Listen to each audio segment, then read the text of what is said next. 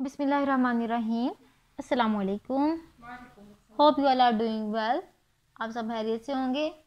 तो स्टूडेंट्स, हम लोगों ने न्यू चैप्टर स्टार्ट किया हुआ है, दैट इज़ स्प्रेडशीट सॉफ्टवेयर।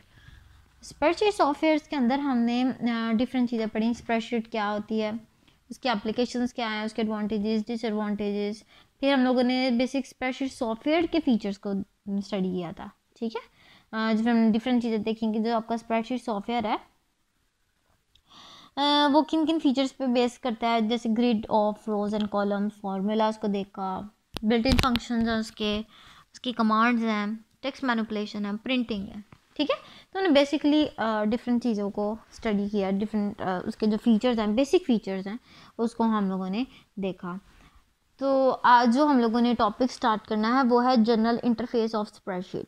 ठीक है, मतलब एक्सप्लेन करना है हम लोगों ने जनरल इंटरफेस ऑफ स्प्रेडशीट, और 3D शीट क्या होती है उसको देखना है, उसको एक्सप्लेन करना है। तो बेसिकली आज के लेक्चर में हमने हर चीज़ को डिटेल में देखना है कि एक्चुअल में जो स्प्रेडशीट होती है उसका बेसिक इंटरफेस क्या होता है। इंटरफेस मतलब वो दिखने में कैसा है, उसका जो विंडो होती है जो सामने जिसके साथ यूज़र इंटरेक्ट करता है, उसके अंदर जनरल चीज़ें क्या क्या हैं। तो हम स्टार्ट करते हैं हम अपने टॉपिक को। जी स्टार्ट करते हैं। तो हमारे टॉपिक में सबसे पहले आता है following is a brief description of different elements of spreadsheet interface. Spreadsheet interface की बात करनी है तो इसकी डिस्क्रिप्शन में हमारे पास डिफरेंट एलिमेंट्स आते हैं। उन एलिमेंट्स को हम स्टडी करने लगे हैं। सबसे पहले आता है आपके पास वर्कशीट। बेसिकली वर्कशीट क्या होती है?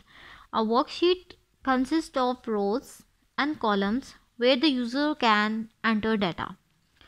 वर्कशीट क्या होती है? वर्कशीट जो होती है उसके अंदर रोज और कॉलम्स होते हैं। ठीक है, वर्कशीट एक्चुअल में नाम से अगर आप देखें तो ऐसी शीट जिस पे काम किया जाता है। ठीक है, शीट जिस पे काम किया जाता है। और ये ऐसी शीट होती है जिसके अंदर आपके पास जो शीट होती है वो किस पे कंसिस्ट करती है? शीट के अंदर रोज और कॉलम्स होते हैं। और जब भी यूज़र ने किसी भी किस्म का डाटा एंटर करना है वर्कशीट के अंदर, तो वो किसके अंदर एंटर करता है? वो रोज़ या कॉलम्स के अंदर एंटर करता है। ठीक है, तो वर्कशीट बेसिकली क्या होती है? वर्कशीट होती है, worksheet consist of rows and columns. Worksheet जो है रोज और कॉलम पे कंसिस्ट करती है, और ये वही स्पेस होती है, वही प्लेस होती है जहाँ पे यूज़र अपने डाटा को एंटर करता है। और वो जो डाटा है वो किसी भी किस्म का हो सकता है, किसी भी फॉर्म में हो सकता है। वो डाटा आपका टेक्स्ट की फॉर्म में हो सकता है, आपके फार्मूलाज हो सकते हैं, आपके नंबर्स हो सकते हैं, आपका जो वैल्यूज़ हो सकती हैं। ठीक है, इट डिपेंड्स। उसके बाद सेकंड है वर्कबुक। वर्कबुक क्या होती है? Workbook is group of worksheets save together as one file. Workbook क्या होती है जी? देखिएगा, शीट और शीट्स को मिला के हम बनाते हैं बुक। ऐसी बात है ना, पेपर्स को हम शीट्स कह दें और शीट्स को मिला के हम बुक बना दें। तो वर्कबुक क्या होती है कि वर्कबुक जो से होती है वो ग्रुप ऑफ वर्कशीट्स होती हैं। ठीक है, वर्कबुक आपकी ग्रुप ऑफ वर्कशीट्स होती हैं जिनको इकट्ठा एक फ़ाइल की फॉर्म में किया जाता है। एक फ़ाइल की फॉर्म में इकट्ठा करके सेव किया जाता है, उसको हम कहते हैं workbook. By default a workbook contains 3 worksheets. और जो जब हम लोग जो स्प्रेडशीट सॉफ्टवेयर है या इंटरफेसेस को ओपन करते हैं ना, तो हमारे पास जो बाय डिफ़ॉल्ट सॉफ्टवेयर के अंदर वर्कबुक पहले से बनी होती है ना, वो 3 वो उस वर्कबुक में 3 वर्कशीट्स होती हैं। ठीक है, तो वर्कबुक क्या होता है? वर्कबुक आपकी कलेक्शन ऑफ वर्कशीट्स होती हैं जिसको एज वन फाइल मिला के सेव किया जाता है। एज वन फाइल उसको इकट्ठा करके सेव किया जाता है।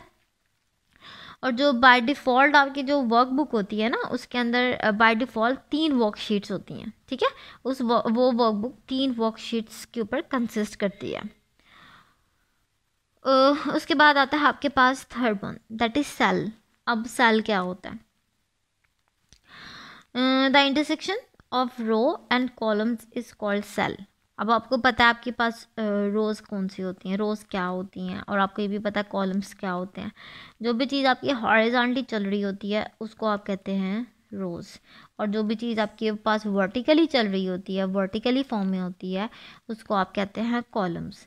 तो सेल आपके पास क्या होता है? सेल बेसिकली आपकी जो रोज़ होती हैं और जो आपके पास कॉलम्स होते हैं, उनका कॉम्बिनेशन होता तो कॉम्बिनेशन, लेकिन वो जिस पॉइंट पे इंटरसेक्ट करते हैं, वो जिस पॉइंट पे मीट अप करते हैं, उसको हम कहते हैं cell. So the intersection of row and column is called cell. It is the basic unit to enter data in a worksheet. ये सबसे पहले बेसिक यूनिट होता है कि वर्कशीट में हमने जब भी डाटा एंटर करना है तो हमने सेल में डाटा एंटर करना होता है. ठीक है, हमारा डाटा सेल में एंटर होता है और ये बेसिक यूनिट होता है डाटा एंटर करने के लिए. वर्कशीट के अंदर basic unit for data entry is a cell. A cell में contain different types of data like text, numbers, formula etcetera. अब उस सेल में जब भी हम लोगों ने डाटा एंटर करना है, वर्कशीट में जब भी डाटा एंटर करना है, इसका मतलब हमने सेल में डाटा एंटर करना है. और सेल में आप किसी भी किस्म का डाटा एंटर कर सकते हैं. वो डाटा की डिफरेंट टाइप्स हो सकती है, जैसे आप टेक्स्ट की फॉर्म में कर सकते हैं, नंबर्स की फॉर्म में कर सकते हैं, फार्मूलाज की फॉर्म में कर सकते हैं और फार्मूला रिजल्ट्स की फॉर्म में कर सकते हैं. तो cell basically intersection of rows and columns होता है, जो कि वर्कशीट का एक बेसिक यूनिट होता है फॉर डाटा एंट्री. और सेल के अंदर आप डिफरेंट टाइप्स ऑफ डाटा को एंटर कर सकते हैं. उसके बाद आता है आपके पास सेल एड्रेस. सेल का एड्रेस क्या होता है? सेल एड्रेस और cell reference. Cell address and cell reference identifies the location of the cell. Cell reference और सेल एड्रेस क्या करता है? ये आपकी जो लोकेशन है सेल की, ये उसको आइडेंटिफाई करने के लिए यूज़ होता है. ठीक है, सेल एड्रेस और cell reference identifies the location of a cell. ये क्या आइडेंटिफाई करने के लिए यूज़ होता है? सेल की लोकेशन, कि सेल कहाँ पर है. और group of cells in a worksheet, या फिर ज़्यादा से सेल्स का एक ग्रुप बनाओ और उसकी लोकेशन फाइंड करनी हो वर्कशीट के ऊपर, वर्कशीट के अंदर. तो आप जो है किस चीज़ को देखते हैं? सेल एड्रेस को, या फिर आप देखते हैं सेल रेफरेंस को. ठीक है, तो बेसिकली सेल एड्रेस और या फिर सेल रेफरेंस, दोनों में से कोई भी नाम आप दे सकते हैं. ये क्या होता है? ये आइडेंटिफाई करता है सेल की लोकेशन का या फिर ग्रुप ऑफ सेल्स की लोकेशन को, जो कि वर्कशीट के अंदर होते हैं. ठीक है, it consist of column letter. अब ये किस किस चीज़ पे कंसिस्ट करते हैं? जैसे कि आपको पता है रोज और कॉलम्स का इंटरसेक्शन सेल होता है. तो जो कॉलम होता है उसको कोई ना कोई लेटर असाइन होता है और रो को कोई ना कोई नंबर असाइन होता है. तो जो आपका सेल होता है वो किस पे कंसिस्ट करता है? कॉलम लेटर के ऊपर और रो नंबर के ऊपर. For example, the third cell in third column is known as cell C3. जो भी सेल आपका थर्ड रो के अंदर होगा और थर्ड कॉलम के अंदर होगा. थर्ड रो मतलब 1 2 3 थर्ड रो, और कॉलम मतलब थर्ड कॉलम है A B and C वाला थर्ड कॉलम. तो इन दोनों का इंटरसेक्शन होगा वो C3 होगा.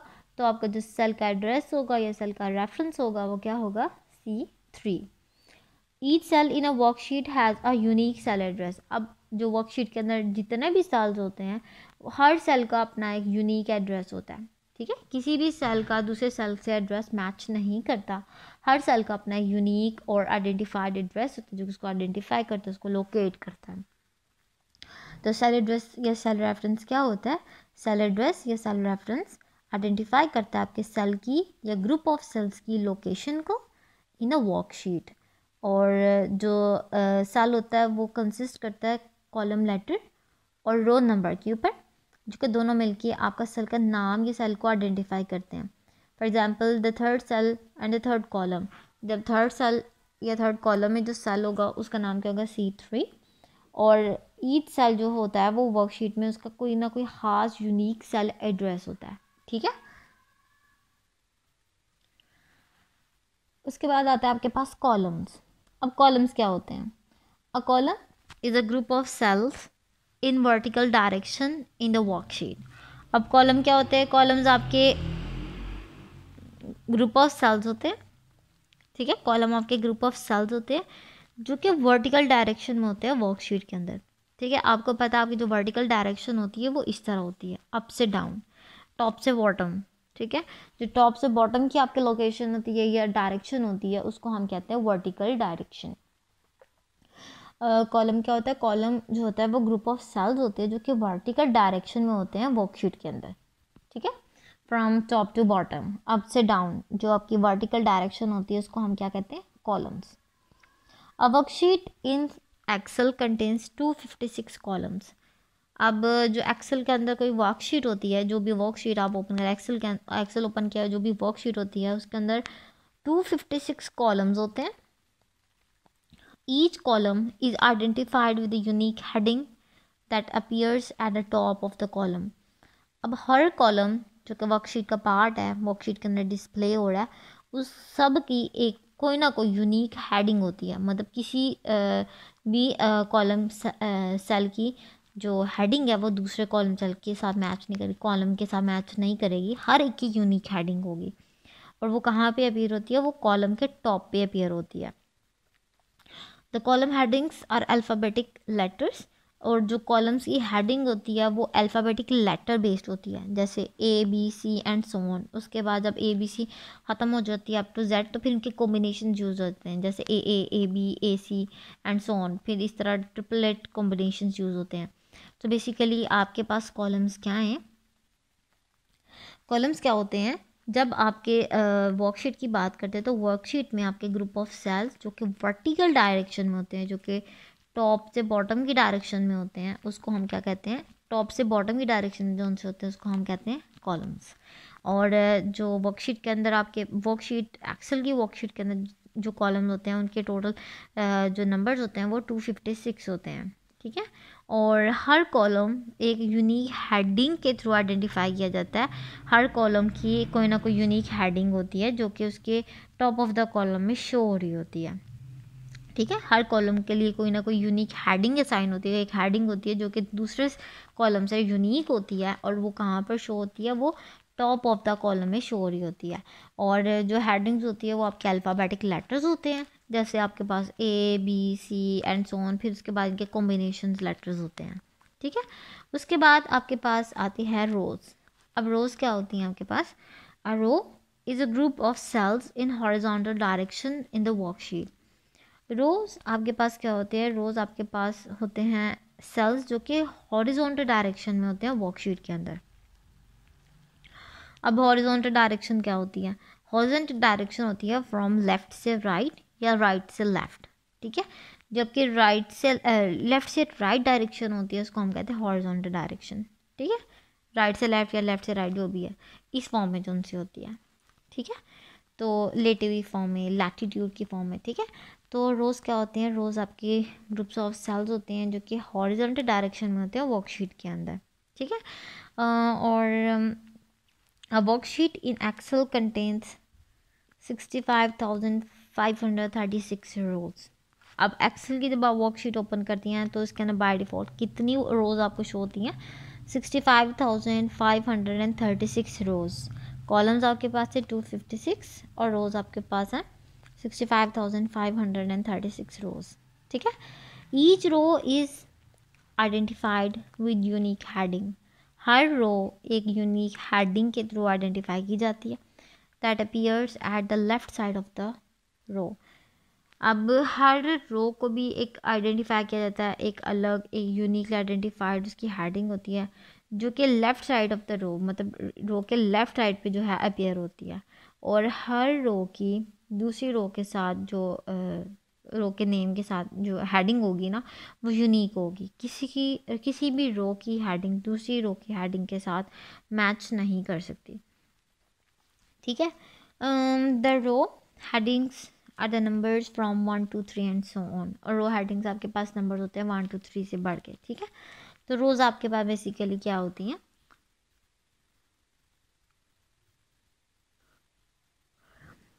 रोज़ बेसिकली आपके पास ग्रुप्स ऑफ सेल्स होती हैं जो कि आपके पास हॉरिजॉन्टल डायरेक्शन में होते हैं आपके वर्कशीट के अंदर. हॉरिजॉन्टल डायरेक्शन मतलब लेफ़्ट से राइट की तरफ या राइट से लेफ़्ट. हॉरिजॉन्टल लेटिव साइड हॉरिजॉन्टल डायरेक्शन की फॉर्म में होती हैं. अब वर्कशीट इन एक्सेल के अंदर जो उनसे वर्कशीट्स होती हैं उसकी रोज़ नंबर कितनी होती हैं? 65,536 रोज़. कॉलम्स 256 होते हैं और रोज़ आपकी होती है 65,536. अब हर रो एक यूनिक हेडिंग के थ्रू आइडेंटिफाई की जाती है. और यूनिक हेडिंग जो उनसे होती है वो आइडेंटिफाई करती है रो को. और हेडिंग कहाँ अपेयर होती है? वो left side of the row जो है वो अपेयर होती है रो के लेफ़्ट साइड पे.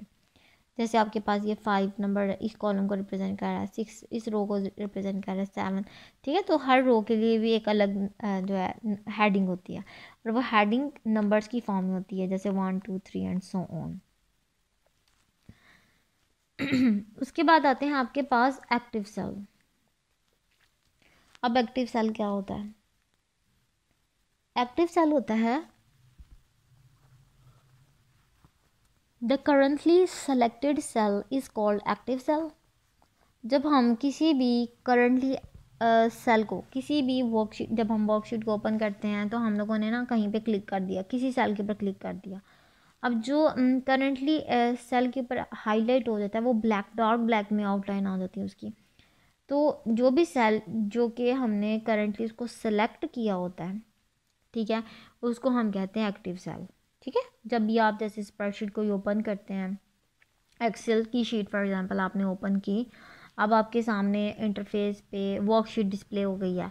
अब वर्कशीट में आपने क्या किया है, आपने ना कहीं पे भी क्लिक कर दिया, किसी सेल पे जाके क्लिक कर दिया। अब होगा क्या, उस सेल की जो बाउंड्रीज होंगी, उस सेल की जो उनसे आउटलाइन होगी, वो डार्क हो जाती है, और डार्क होने की वजह से क्या होती है, वो अपीयर हो जाती है। अब जब आप डाटा एंटर करते हैं ना, तो उस डाटा एंटर जो होता है ना, वो उस स्पेसिफिक सेल के अंदर होता है जो कि सेलेक्ट हुआ होता है। तो जो करंटली सेलेक्टेड सेल होता है, हम उसको कहते हैं active cell. It is the cell in which data is entered और edited at the given time, ठीक है। क्योंकि हम उस टाइम के अंदर उस सेल के ऊपर हमने क्लिक किया था, और वो जो सेल है वो हाईलाइट है, और हाईलाइट से मुराद वो शो कर रहा है कि वो एक्टिव सेल है। एक्टिव सेल से मुराद अब हम जो भी डाटा एंटर करेंगे वो उस सेल के अंदर एंटर होगा। अगर हमने किसी डाटा को एडिट करना है तो भी हम उस सेल को क्लिक करेंगे, उसको एक्टिव करेंगे, देन हम उस डाटा के अंदर चेंजिंग कर सकते हैं, और गिवन टाइम में, मतलब उसी टाइम में, ठीक है। उसके बाद आता है आपके पास टाइटल बार। अब टाइटल बार क्या होती है? Title bar is located at the very top of the screen. जो टाइटल बार होते हैं ना, वो आपकी स्क्रीन के जो सबसे टॉप पे लोकेट होती है ना, उसको हम कहते हैं टाइटल बार, ठीक है। स्क्रीन के जो सबसे टॉप पे आपके पास शो हो रही होती है, उसको हम क्या कहते हैं? Title bar. Spreadsheet displays the name of the current workbook on it. अब स्प्रेडशीट क्या करती है? जब आपने वर्कशीट ओपन की, जो करंटली आप जिस वर्कबुक पे आप काम कर रहे हैं, ठीक है, जिस वर्कबुक पे आप करेंटली काम कर रहे हैं, जिस स्प्रेडशीट को आपने ओपन किया, जिस वर्कबुक पे आप करेंटली काम कर रहे हैं, अब उस वर्कबुक का जो नाम होगा, ठीक है, उस वर्कबुक को जिस भी नेम से सेव किया गया होगा, या जिस नेम से वो रिप्रेजेंट हो रही होगी, आइडेंटिफाइड हो रही होगी, उसका जो नाम है वो आपका कहाँ पर शो होगा? टाइटल बार के अंदर, ठीक है। तो जो टाइटल बार होता है वो क्या करता है? टाइटल बार आपकी स्क्रीन, जब भी आपने स्प्रेडशीट ओपन की, तो स्क्रीन पे जो सबसे ऊपर वाली एक बार सी होगी, लंबी सी बार सी होगी, उसके ऊपर एक नाम शो हो रहा होगा, जैसे माइक्रोसॉफ्ट एक्सेल, और जो भी आपने नाम, जैसे बुक 1 आपने ओपन किया है, बाय डिफ़ॉल्ट बुक 1 सेव होता है। अब वो स्क्रीन के ऊपर सबसे टॉप पे शो हो रही है, और वो क्या कर रही है, उसके अंदर आपके पास जो भी स्प्रेडशीट आपने ओपन किया है, जो भी वर्कबुक ओपन किया है, और उस वर्कबुक को जिस भी नेम से सेव करवाया हुआ है, जिस भी नेम से आपने वर्कबुक का नाम सेव करवाया, जिस वर्कबुक को सेव करवाया जिस भी नाम से, वो जो उनसे होगी वो आपके टाइटल बार के ऊपर शो होगी, ठीक है। Title bar is located at the very top of the screen and it displays the name of the current workbook on it. उसके बाद आपके पास आते हैं मेन्यू बार। अब मेन्यू बार क्या होती है? ये मेन्यू बार को भी हम लोगों ने पहले भी पढ़ा हुआ है। मेन्यू बार में क्या होता है? Menu is a collection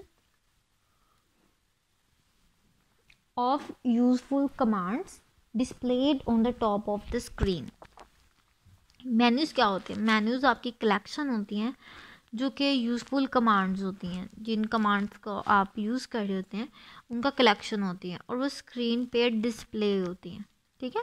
screen पे डिस्प्ले होने वाली हमारे पास कुछ कमांड होते हैं। मेन्यू बार में एक्चुअल में क्या करते हैं, जैसे हम लोगों ने देखा कि आप डिफरेंट कमांड्स को अप्लाई करने के लिए आप मेन्यू बार में जाएं, वहाँ पे डिफरेंट नाम शो होते हैं।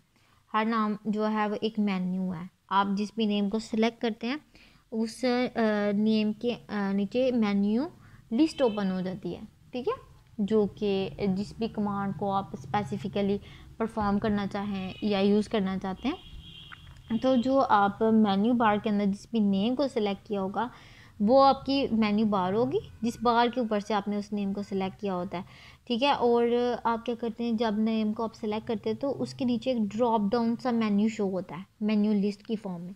आप वहाँ से कुछ क्लिक करते हैं और आपकी जो कमांड होती है जिसको भी आप सिलेक्ट करना चाहते हैं वो आपकी जो उनसे होती है ना वर्किंग में आती है, ठीक है। तो जो आपका टाइटल बार होता है ना, एक्चुअल में टाइटल बार के वेरी नेक्स्ट जो बार होती है ना, टाइटल बार जो आपकी सबसे टॉप ऑफ द स्क्रीन पे जो बार होती है जो कि आपके वर्कशीट के नाम को शो करवाती है। तो जब आपने टाइटल बार देखते हैं ना, तो टाइटल बार में आपका वर्कशीट का नाम या वर्कबुक का नाम होता है जो करंटली आप वर्किंग में होते हैं। टाइटल बार के बिल्कुल नीचे आए ना तो आपके पास आती है मेन्यू बार, ठीक है। और इसके अंदर क्या होती है, इसके अंदर कलेक्शन ऑफ यूजफुल कमांड्स होती हैं जो कि यूज़र जो है कमांड्स को यूज़ करते हुए टॉप ऑफ द स्क्रीन में डिस्प्ले होती हैं। यूज़र उसको यूज़ करता है अपनी कमांड्स, उन कमांड्स को यूज़ करके जो कुछ टास्क को परफॉर्म करता है, ठीक है। उसके बाद आता है आपके पास टूल बार्स। अब टूल बार क्या होती है, टूल बार बेसिकली क्या होती है हम इसको देखते हैं। Tool bars are shortcut to menu commands. आपने मेन्यू बार को देखा ना, मेन्यू बार क्या होती है, टाइटल बार से बिल्कुल वेरी नेक्स्ट जो बार होती है दैट इज़ मेन्यू बार, जिसके अंदर आपके पास ड्रॉप डाउन या मेन्यू रिटर्न फॉर्म में, जो टेक्स्ट की फॉर्म में, लेबल्स की फॉर्म में आपके पास मेन्यूज़ गिवन होते हैं। अब टूल बार क्या करती है, टूल बार जो से होती है वो आपके पास उन मेन्यूज़ कमांड्स का भी शॉर्टकट होता है, ठीक है। Tool bars are generally located just below the menu bar. और ये कहाँ लोकेट किए जाते हैं, ये मेन्यू बार के वेरी नेक्स्ट जो बार होती है वहाँ पे एलोकेट होते हैं, ठीक है। टूल बार क्या करते हैं, tool bar are the shortcuts to the menu to menu commands. Menu commands का जो शॉर्टकट होता है वो टूल बार होता है। मेन्यू कमांड्स को जो शॉर्टकट प्रोवाइड करता है वो टूल बार करता है। और जो टूल बार होता है वो मेन्यू बार के वेरी नेक्स्ट जनरली लोकेट होता है, ठीक है, फिर just below the menu bar. और उसके बाद क्या कहता है, tool bar consist of icons that act as shortcuts to the commands. और टूल बार कैसे एक्ट करते हैं, बिहेव करते हैं just like as an icons की फॉर्म में होते हैं। और आप उन आइकन्स को क्लिक करते हैं और वो कमांड्स की शॉर्टकट होते हैं, ठीक है। फॉर एग्जांपल अब इसकी मिसाल लेते हैं, जैसे मैंने ना एक नया पेज ओपन करना है, वर्कशीट में मैंने न्यू पेज ओपन करना है, तो मैं पहले जाऊंगी फ़ाइल के अंदर, वहाँ से मैं सेलेक्ट मेन्यू बार में जाऊंगी, वहाँ से फ़ाइल को सिलेक्ट करूँगी, फ़ाइल मेन्यू को, फिर उसको सिलेक्ट करने के बाद मेरे पास मेन्यू लिस्ट आएगी ड्रॉप डाउन फॉर्म में, मैं उस कमांड को सिलेक्ट करूँगी, फिर मेरे पास नया पेज आएगा। लेकिन टूल बार क्या करता है, टूल बार में मेरे पास उन कमांड्स को मेन्यू कमांड्स के अंदर ही शॉर्टकट्स आइकन की फॉर्म में डिस्प्ले होंगे। वहाँ पे ना एक पेज सा बना होता है जो को न्यू फॉर्म ऊपर कर्सर लेके जाएं तो वो न्यू शो भी करता है। आप उसको क्लिक करते हैं ना तो आपके पास शीट पे नया पेज खुल जाता है। तो tool bar actually shortcuts to the menu commands, ठीक है। और ये वेरी आइकन्स की फॉर्म में होते हैं और very next to menu bar होते हैं, बिलो मेन्यू बार जो होते हैं वो टूल बार्स एग्जिस्ट करते हैं। उसके बाद आते हैं आपके पास फार्मूला बार। और फार्मूला बार क्या होता है, the formula bar displays the value और formula used in the active cell. ये क्या डिस्प्ले या करने के लिए होता है यूज़, जो फार्मूला बार होता है ना ये आपको वैल्यूज़ या फिर फार्मूलाज जो कि एक्टिव सेल, जिस भी एक्टिव सेल में आप काम कर रहे हैं, जिस सेल में आप काम कर रहे हैं वो एक्टिव है, उसके अंदर आप जो भी फार्मूला यूज़ कर रहे हैं या वैल्यूज़ को यूज़ कर रहे हैं, फार्मूला बार में एक्चुअल में वो वैल्यूज़ या फार्मूला जो से होते हैं ना वो शो होते हैं, वो डिस्प्ले होते हैं, ठीक है। फार्मूला बार में क्या होता है, वो जिस भी एक्टिव सेल में आप काम कर रहे हैं उसकी जो भी वैल्यू या फार्मूला होगा वो कहाँ पे डिस्प्ले होगा, वो फार्मूला बार में डिस्प्ले होगा। It can be used to edit cell contents easily. और ये इसके अलावा और किस लिए इस्तेमाल करते हैं, ये अपने जो सेल के अंदर कंटेंट है उसको इजीली एडिट करने के लिए भी यूज़ किया जाता है, ठीक है। It also contains insert function button to insert different functions. इसके अलावा इसके अंदर ना इंसर्ट फंक्शंस भी का भी एक ऑप्शन होता है, एक बटन होता है जिसको हम जब क्लिक करते हैं तो हम ना डिफरेंट फंक्शंस को भी इंसर्ट करा सकते हैं, ठीक है। तो फार्मूला बार बेसिकली क्या करता है, फार्मूला बार जो भी एक्टिव सेल जिसके ऊपर आप काम कर रहे हैं उसकी जो वैल्यूज़ या उसके जो फार्मूलाज होते हैं वो फार्मूला बार में डिस्प्ले होते हैं, ठीक है। और फार्मूला बार में डिस्प्ले होने के बाद क्या करते हैं कि जब आपने सेल को एडिट करना हो तो वो इजीली आप उस कंटेंट को एडिट कर सकते हैं। और वहाँ पे एक इंसर्ट फंक्शन नाम का बटन होता है, आप उसको क्लिक करते हैं तो आप डिफरेंट फंक्शंस को भी इंसर्ट करवा सकते हैं, ठीक है।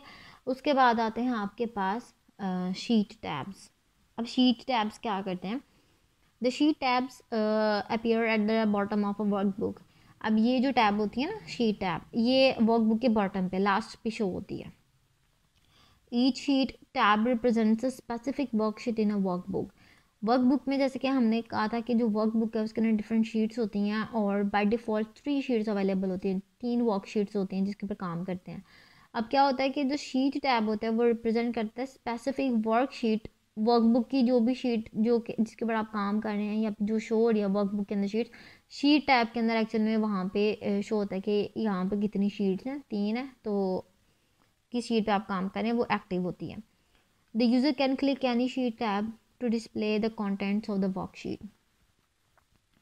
अब यूज़र क्या करता है, यूज़र ना किसी भी टैब को, शीट टैब में से किसी भी टैब को क्लिक करके ना किसी भी टैब शीट टैब को क्लिक कर सकते हैं और जो उनसी वर्कशीट का जो कंटेंट है ना वो उसकी स्क्रीन पर डिस्प्ले हो सकता है, ठीक है। जो जिस भी शीट को उसने क्लिक किया उस शीट में जो भी कंटेंट होगा वर्कशीट का वो डिस्प्ले हो जाएगा स्क्रीन के ऊपर।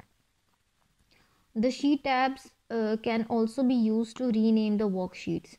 अब शीट टैब के थ्रू आप और क्या कर सकते हैं, अगर आप चाहते हैं कि आप अपनी वर्कबुक के अंदर वर्कशीट्स के जो नेम है उसको चेंज कर दें, आप उसके नाम को रीनेम कर दें, तो आप क्या करते हैं, आप जो है शीट टैब पे जाते हैं और वर्कशीट्स के जो है नेम उनको रीनेम भी कर सकते हैं, ठीक है। By default each workbook in Excel contains 3 worksheets called sheet 1, sheet 2 and sheet 3। By default Excel को जब आप ओपन करते हैं तो उसमें जो वर्कबुक होती है उसके अंदर 3 वर्कशीट्स होती हैं जिसके नेम बाय डिफ़ॉल्ट सेट होते हैं शीट 1, शीट 2 एंड शीट 3 के नेम से, ठीक है। उसके बाद आपके पास आते हैं the status bar. Status bar क्या करता है, the status bar appears at the bottom of the spreadsheet interface. Status bar कहाँ पे अपीयर होता है, ये स्प्रेडशीट इंटरफेस के बॉटम में, ये भी सबसे लास्ट पे शो होता है, ठीक है। और स्टेटस बार के बारे में हमने पहले भी बताया कि ये हमें एक्चुअल में स्टेटस शो करने के लिए यूज़ होता है, ठीक है। It displays the information about a command, a tool bar icon और एन ऑपरेशन इन प्रोग्रेस। ये हमें एक्चुअल में क्या बताता है, ये एक्चुअल में हमें बताता है कि ये डिस्प्ले करता है इंफॉर्मेशन को, कमांड्स के अबाउट जो इन्फॉर्मेशन होती है या टूल बार आइकन जिसमें हम यूज़ करें उसके बारे में जो इन्फॉर्मेशन होती है या फिर जो ऑपरेशन हम परफॉर्म कर रहे हैं और वो प्रोग्रेस में है या फिर वर्किंग में या प्रोसेस हो रहा है उसके बारे में भी जो इन्फॉर्मेशन होती है वो स्टेटस बार हमें देता है। ये बिल्कुल स्प्रेडशीट इंटरफेस के बिल्कुल लास्ट पे होती है, ठीक है। उसके बाद आता है आपके पास 3D sheet. Early spreadsheet programs provides only 1 worksheet at a time. जब पहले स्प्रेडशीट प्रोग्राम्स यूज़ किए जाते थे तो वहाँ पर just 1 worksheet at a time हम जो वो थी ना हमें मिलती होती थी, या फिर उसके जस्ट एक शीट के ऊपर वर्कशीट जो थी उस टाइम में हम लोग काम कर सकते थे, वही प्रोवाइड की जाती थी। वर्कशीट स्प्रेडशीट प्रोग्राम जो उनसे थे ना वो जस्ट एक वर्कशीट उस टाइम एक टाइम पे प्रोवाइड करते थे।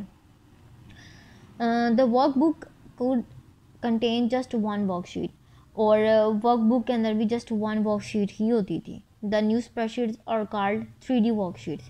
अब जो नई स्प्रेडशीट्स हैं जिन लेटेस्ट स्प्रेडशीट पे हम काम करते हैं उनको हम कहते हैं 3D वर्कशीट।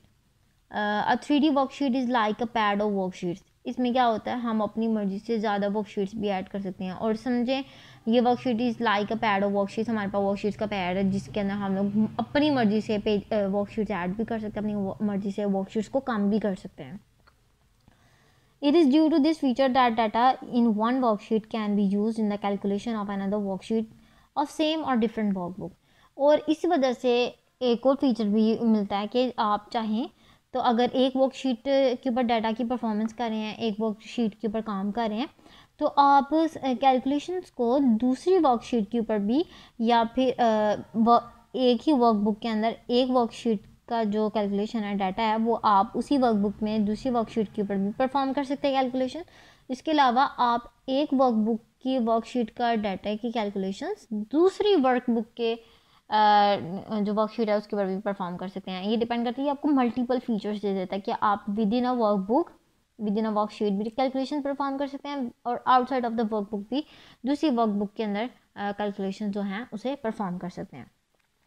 तो ये तो बेसिकली आपके पास जो स्प्रेडशीट इनके इंटरफेस, और मैं आपको एक डायग्राम के थ्रू इसका थोड़ा सा आइडिया दे देती हूँ। डायग्राम के थ्रू अगर हम देखते हैं तो आपके पास ये डायग्राम से शो हो रही होगी, ठीक है। अब इस डायग्राम में एक्चुअली में आपके पास बेसिकली क्या क्या चीज़ें हैं। सबसे पहले तो बात की जाती है, आपके पास ये है सेल नंबर, ठीक है, सेल नंबर बॉक्स। यहाँ पे सेल, जो भी सेल एक्टिव होता है ना उसका नेम शो होता है।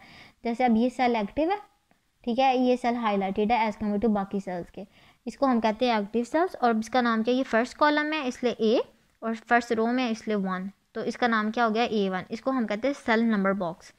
उसके बाद ये बिल्कुल सेल नंबर बॉक्स के बिल्कुल सामने आपके पास एक लंबी सी टैब है।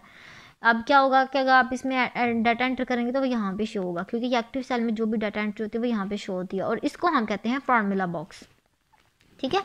उसके बाद आपके पास ये जो ऊपर सबसे ऊपर वाली लाइन होती है जहाँ पे लिखा माइक्रोसॉफ्ट एक्सेल बुक 1, ये आपके पास होती है टाइटल बार, और टाइटल बार के बिल्कुल नीचे file, edit, view, insert, format, ये वाली जो बार होती है इसको हम कहते हैं मेन्यू बार, ठीक है। मेन्यू बार के नीचे बिल्कुल शॉर्टकट ऑफ कमांड्स होती हैं। जैसे आप न्यू ओपन किया तो इसको क्लिक करेंगे तो new page, new sheet open हो जाएगी, सेव करने के लिए, प्रिंट करने के लिए। तो ये आपके पास शॉर्टकट्स ऑफ कमांड्स होती हैं, इसको हम कहते हैं स्टैंडर्ड टूल बार, ठीक है। और यहाँ से आप जो फॉन्ट स्टाइल, फॉन्ट वगैरह, टेक्स्ट का फॉर्मेटिंग कर सकते हैं, टेक्स्ट की साइज़ वगैरह चेंज कर सकते हैं, इसलिए हम इसको कहते हैं फॉर्मेटिंग टूल बार। उसके बाद ये है आपके पास जो वर्टिकल ग्रुपिंग ऑफ सेल्स हैं, वर्टिकल डायरेक्शन में इसको हम कहते हैं कॉलम्स, और ये आपके हॉरिजॉन्टल डायरेक्शन में इसको हम कहते हैं रोज़।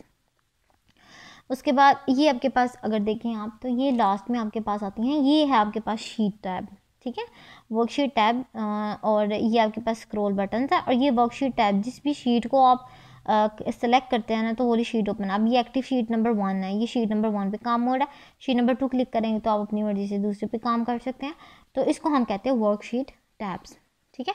तो बेसिकली ये था आपके पास माइक्रोसॉफ्ट एक्सेल का इंटरफेस।